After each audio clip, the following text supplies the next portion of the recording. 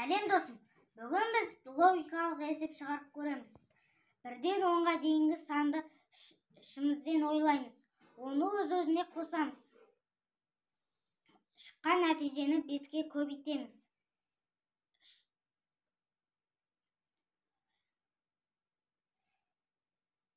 Шыққан нәтижені бірінші ойлаған саныңа бөл. Сонда сенде жауабы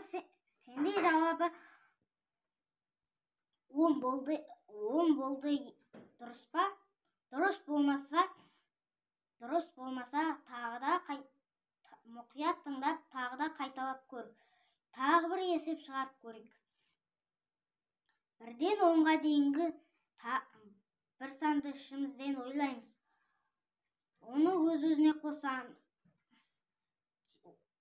Шыққан нәтижені 7-ге көбейтеміз.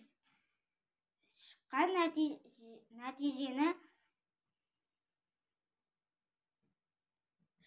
нәтижені бірінші ойлаған санымызға бөлеміз. Сонда сенде 14 болды, дұрыс па? Дұрыс болмаса тағы да бір қайталап көр.